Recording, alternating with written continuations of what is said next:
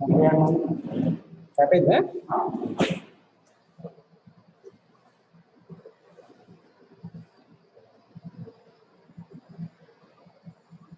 morning, students. Today we are going to discuss about a very important topic. That is surgically. It is very important. It is perineum. First, we see about the what is perineum.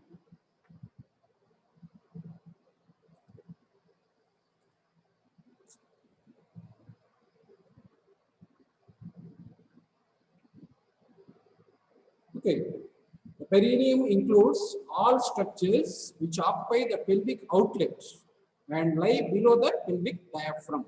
That is the lower extremity of the pelvic cavity. And the perineal body in females is, however, considered as gynecological perineum. What is gynecological perineum? It is nothing but the perineal body.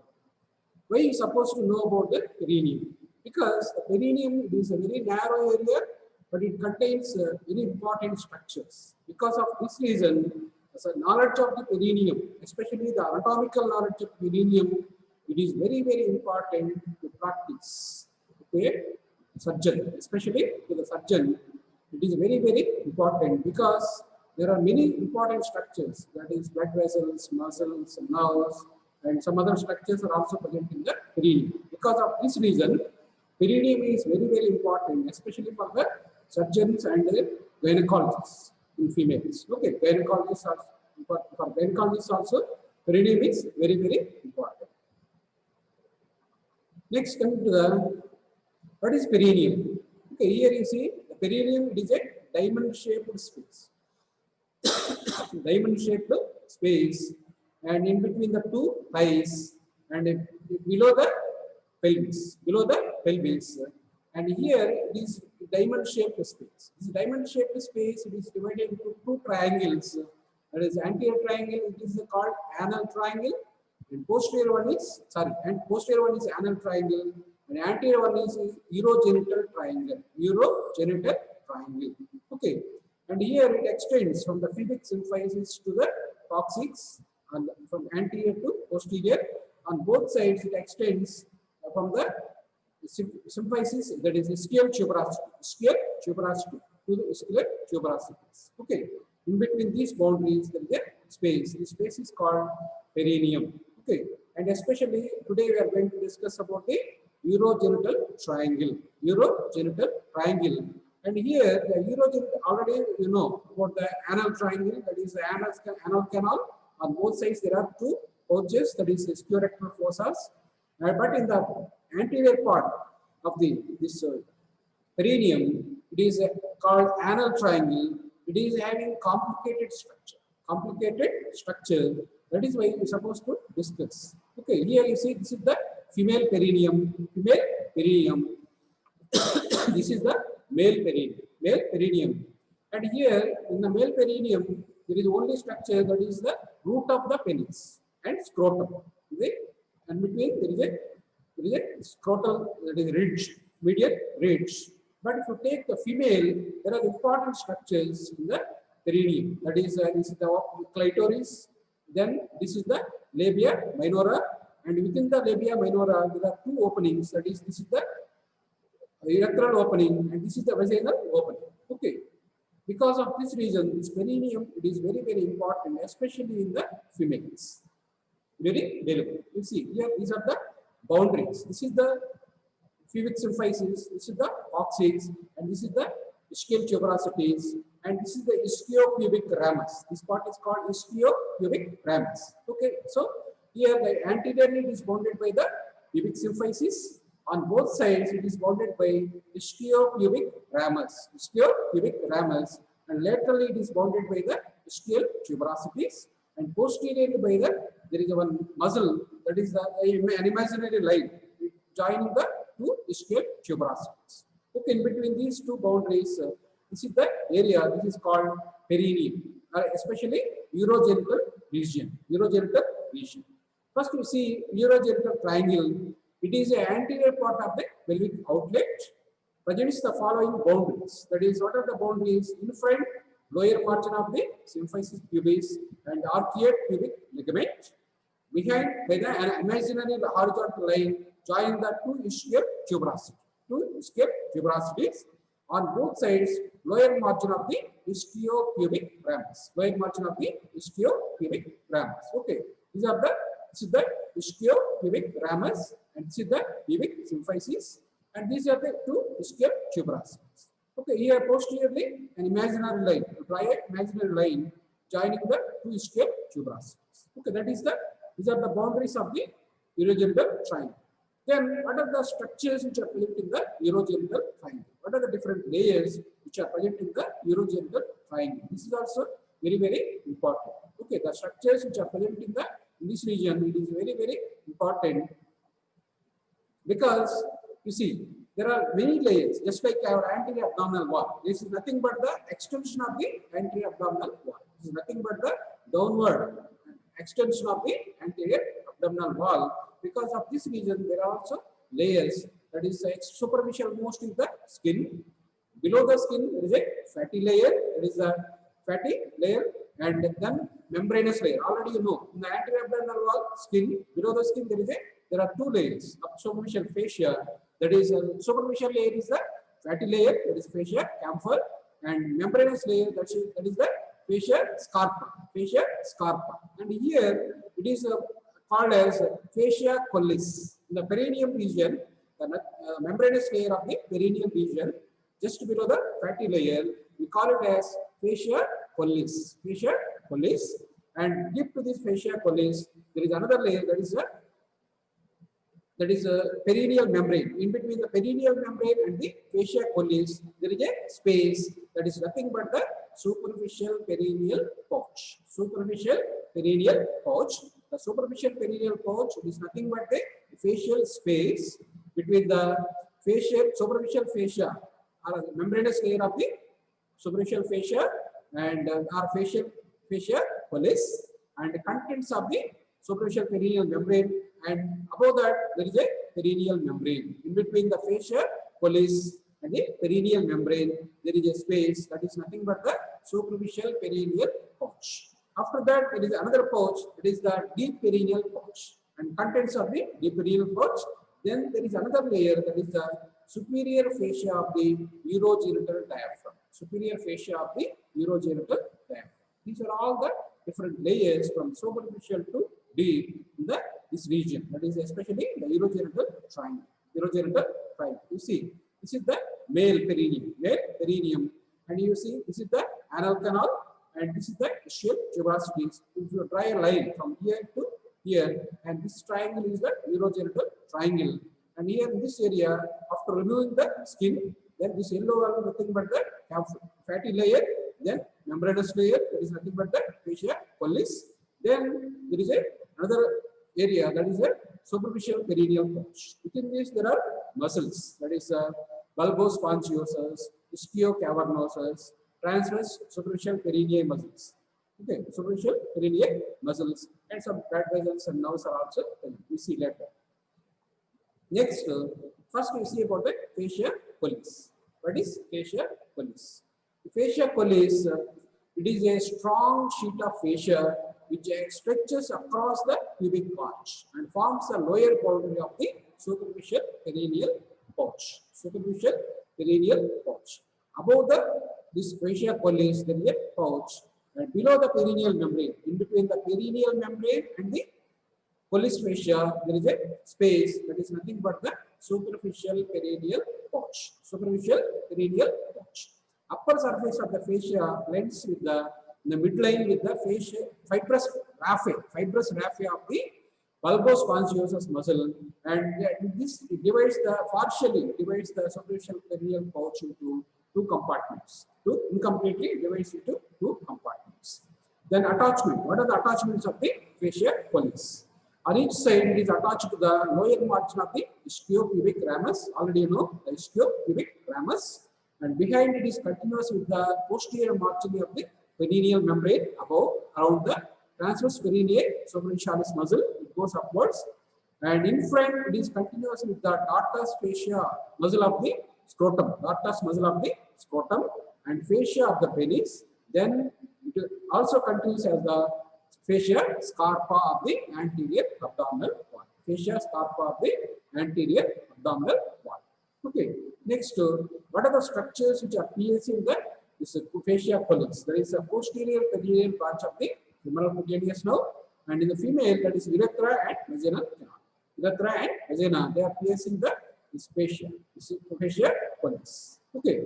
Next, above this superficial fascia, that is fascia collis, there is a one small facial space, interfacial space, that is nothing but the superficial perineal pouch. The superficial perineal pouch is very, very important, especially in the male, because this is the area it contains membranous part of the urethra, male urethra. Membranous part of the male urethra is present in the superficial perineal pouch, and this is the most common area damaged due to accident or injury or during passage of catheter, urinary catheter, during passage of urinary Foley's catheter, or during right traffic accident, during crush injury of the pelvis.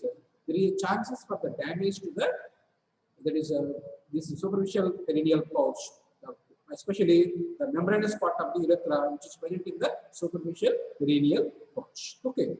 Next, what are the boundaries of the superficial perineal pouch? Already you know, above there is a perineal membrane, and below there is a pollis fascia. Pollis fascia, pollis or pollis fascia, and arch on each side, inner surface of the ischiopubic ramus. Ischiopubic ramus, both sides. Ischiopubic ramus, and behind the pouch is closed by the fusion of the, from above perineal membrane, from below pollis the fascia. Together they form the, they close the perineal pouch. But in front it is open. This is very, very important. The superficial perineal pouch in front is not closed, it is open. Okay, then it continues as the superficial fascia space, superficial inguinal space, then between the fascia scarpa and the aponeurosis of the external oblique bone. Afterwards, it passes to the dartos muscle, then fascia penis. Then it also enters into the anterior abdominal wall. Because of this reason, whenever there is a damage to the membranous part of the urethra, especially in the male, it is present in the superficial perineal pouch. There is extravasation of urine. Okay, from the, there may be leaking of urine from the this urethra. Then it may be accumulated in the superficial perineal pouch, and it also extends into the anterior abdominal wall. It also extends into the anterior abdominal wall, because anteriorly the superficial perineal pouch is not closed, it is open. This is very, very important. Because of this reason, whenever there is a patient with the history of the retention of urine or anuria, that is absence of urine, you must suspect, or if you take the history, if there is any history of injury, or if there is any history of passage of Foley's catheter, you have to suspect, you have to examine the anterior abdominal wall and lower part of the anterior abdominal wall, especially in the perineal area for the collection of urine. That is why the superficial perineal pouch clinically is very, very important, especially in the male. And there are some other structures you see. Next, muscles also present in the superficial perineal pouch. There are three important muscles which are present in the superficial perineal pouch. That is ischiocavernosus, covering the crus penis or root of the clitoris or crus like clitoris, and transversus perineae superficialis, in the posterior part of the pouch. There is another muscle, and that is another symmetrical half of the bulbospongiosus muscle. It covers the bulb of the penis or vestibule of the vagina. All these muscles are supplied by the muscular branches of the perineal nerve. Here, the muscles which are present in the superficial perineal pouch, already I had shown you. Okay, the muscles which are very, very important. See, this is the bulbospongiosus, this is the ischiocavernosus, and this is the superficial transverse perineal muscles. Especially the ischiocavernosus and bulbospongiosus, these two are very, very important muscles, because these, especially the bulbospongiosus, it is very, very important, and at the same time, ischiocavernosus is also important to maintain the erection of penis or clitoris. Erection of penis or clitoris. Suppose if there is a contraction of these muscles, it causes obstruction to the venous return, obstruction to the venous return, and it favors the erection of the penis. That is why these muscles are very, very important, and that is why the nerves which are supplying to the perineal nerve, which is supplying to the these muscles, is very, very. If there is any injury, there is a chances for the that is penile erection dysfunction, PED, penile erection dysfunction. That is one of the cause damage to these nerves, which are supplying to these muscles, especially bulbospongiosus and ischiocavernosus muscles. Okay, if there is a damage, there is no contraction of these muscles, and it leads to leaking of blood through the veins, and there is no proper erection of the penis or clitoris. Especially, it is more problematic in male. Okay, these are the three muscles which are present in the superficial perineal pouch. Superficial perineal pouch. Okay, next coming to the, you see here, this is the skin, this is the fatty layer, and then this is the fascia pollis, then this is the superficial perineal pouch. Superficial perineal pouch. And within the superficial perineal pouch, this is the membranous part of the urethra. Membranous part of the urethra. This part of the urethra is very delicate, and it is more prone for injury.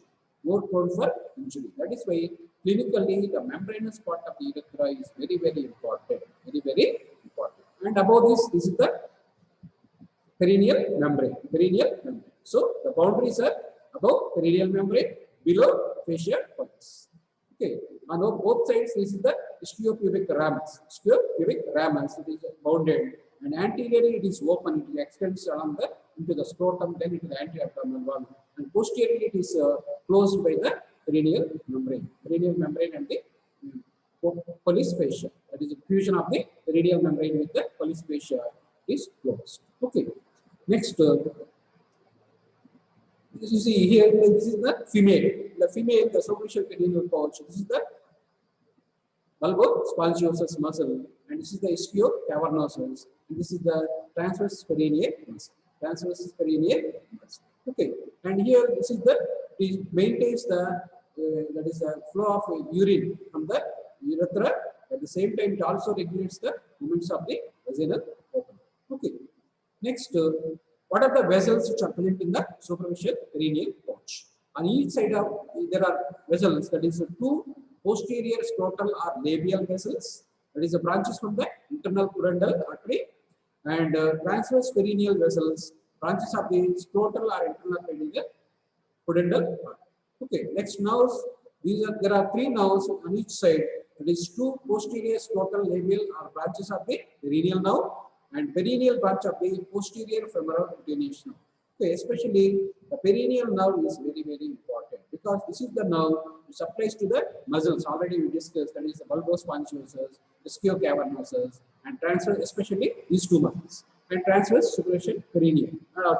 Okay, because of this reason, these nerves are also very, very important. You see, these are the nerves, and these are the blood vessels which are present in the superficial perineal pouch. And this is the urethra. Surrounding this urethra, there is a urethral sphincter. Urethral sphincter.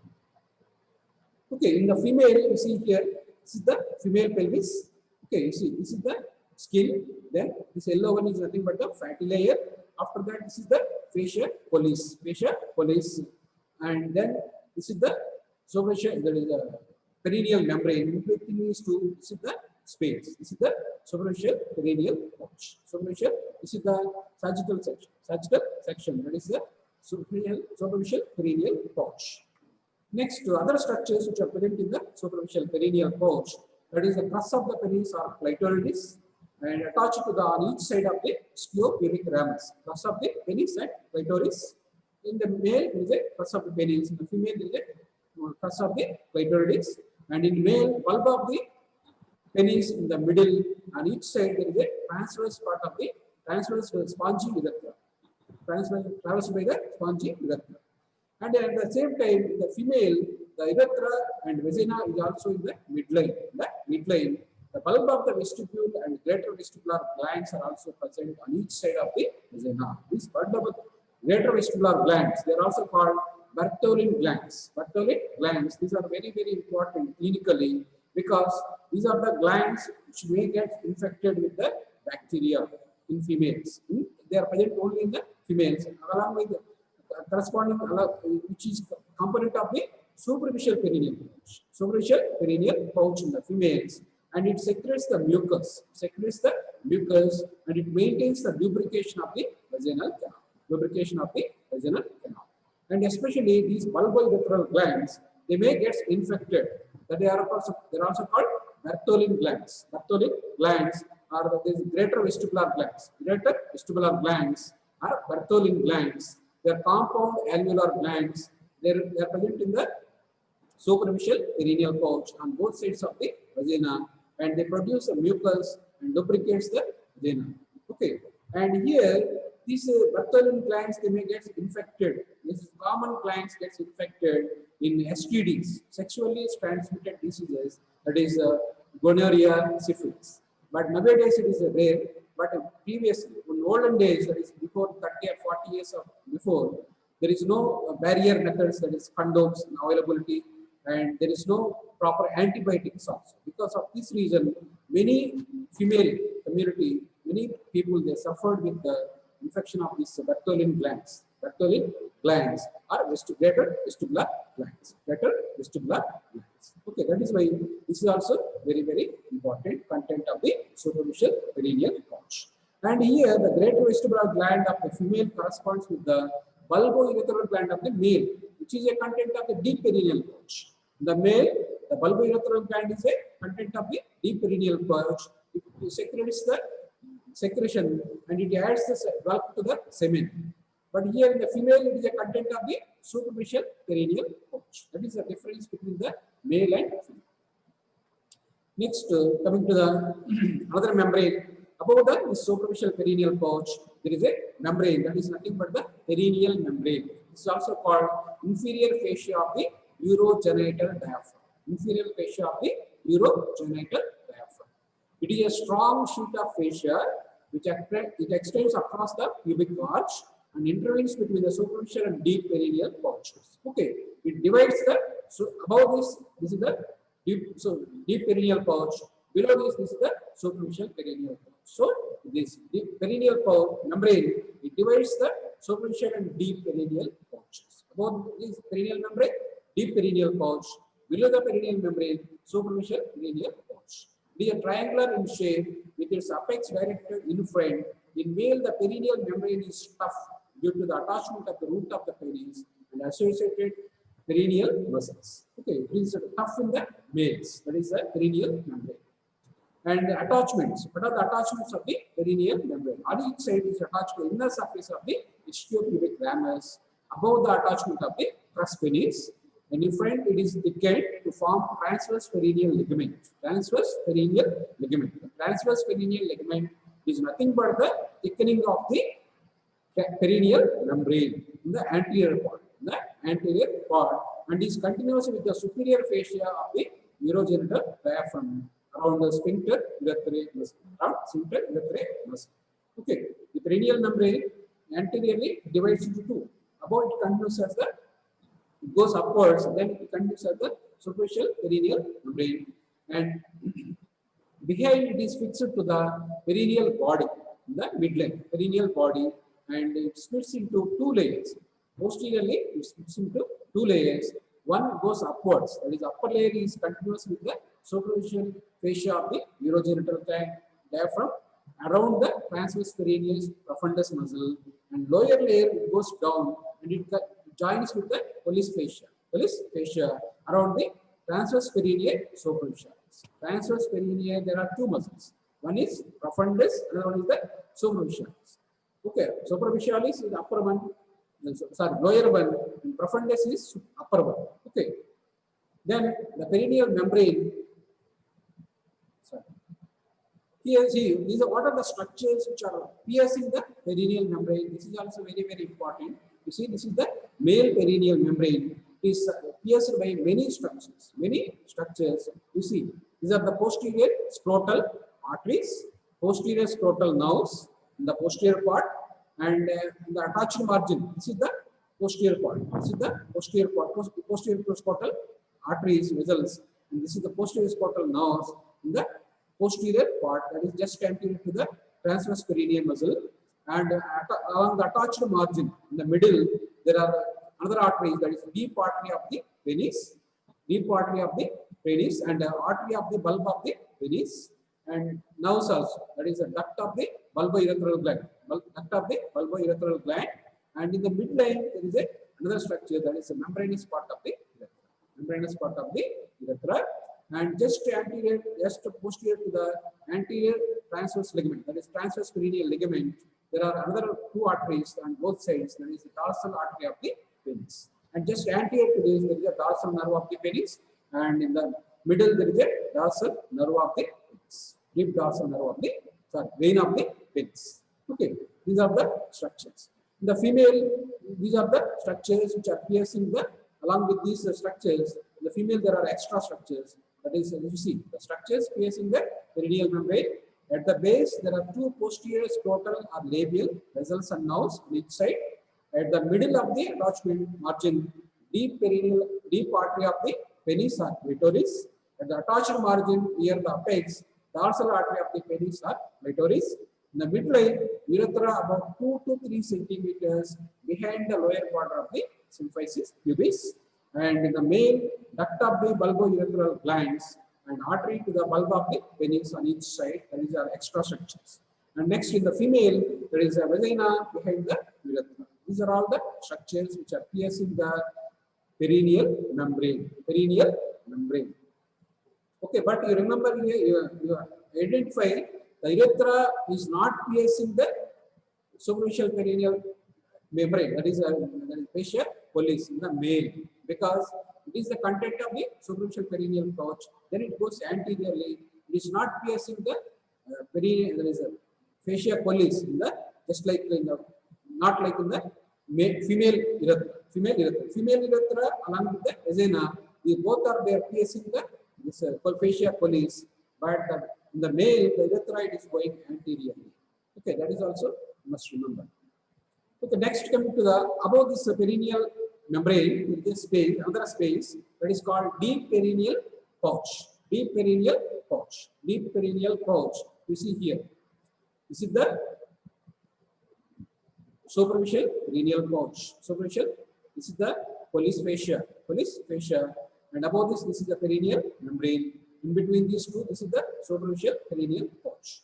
Then this is the perineal membrane. And above this, there is another membrane, that is the superficial fascia of the urogenital diaphragm. Superficial fascia of the urogenital diaphragm and perineal membrane. In between these two membranes, there is another space that is nothing but the deep perineal pouch. Deep perineal pouch. Deep perineal pouch.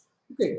Next, deep perineal, it is an interfacial space across the pubic arch, and above it is bounded by the perineal membrane. Below it is bounded by the perineal membrane. Above it is covered by a layer, that is the superior fascia of the urogenital diaphragm. And here the specialty of this deep perineal pouch is closed on all sides. It's closed on all sides. But the superficial perineal pouch is open anteriorly. It is open anteriorly. But this deep perineal pouch is closed on all sides. All sides. That is the difference between the superficial perineal pouch and deep perineal pouch. Above it is bounded by superior fascia of the urogenital diaphragm, and below by the perineal membrane. That is nothing but the inferior fascia of the urogenital diaphragm. In between the superior fascia of the urogenital diaphragm, inferior fascia of the urogenital diaphragm, there is a structure that is a urogenital diaphragm. The muscle which is forming the urogenital diaphragm, it's present in between these two layers. That is the superior and inferior fascia of the urogenital diaphragm. And in front it is closed by transverse perineal ligament. Transverse perineal ligament. And behind by the fusion of the perineal membrane with the superior layer fascia of the urogenital diaphragm. Urogenital diaphragm, perineal membrane closes the perineal. On each side, the inner surface of the istiopubic ramus. Istiopubic ramus. You see, this is nothing but the deep perineal pouch. Now you see what are the contents of the deep perineal pouch. Sphincter urethrae. which encircles the membranous urethra. This is very, very important. Membranous urethra and the sphincter urethra. If there is any damage to the sphincter urethra also, it produces incontinence of urine. Incontinence of urine. And the person is unable to hold the urine. In that occasion, there is a chances for the rippling of urine. Rippling of urine. That is the most common cause is damage to the membranous urethra, especially the sphincter urethra, which encircles the membranous part of the urethra. And transverse perineum profundus, which occupies the posterior part of the pouch. Both muscles are separated by muscular branches of the perineal nerve. Okay, these are the contents. You see, this is the sphincter urethrae, and this is the membranous part of the urethra. Next, this here the bulbourethral glands. The bulbourethral glands in the male, that is nothing but the analogous with the Bartholin glands. Bartholin glands, they are present in the deep perineal pouch, but in the female, that is present in the superficial perineal pouch. That is the difference. Next, the arteries, the blood vessels, which are also present. The vessels, there is internal pudendal artery passes on each side along the pubic arch and divides into three branches, three terminal branches. That is the deep artery of penis, dorsal artery of the penis, and artery to the bulb of the penis or bulb of the vestibule. Bulb of the penis or bulb of the vestibule. And these arteries are also very, very important, because suppose if the person develops any abscess in the perineum, abscess or some injury to the perineum, if you want to give any incision and drainage, I&D, incision and drainage, you must be very confident about the anatomy of the perineum. Otherwise, you may cause damage to the structures which are present in the superficial perineal pouch or the structures which are present in the deep perineal pouch. And these are all very small structures, but at the same time, they are all very, very important structures. Suppose you cause damage to this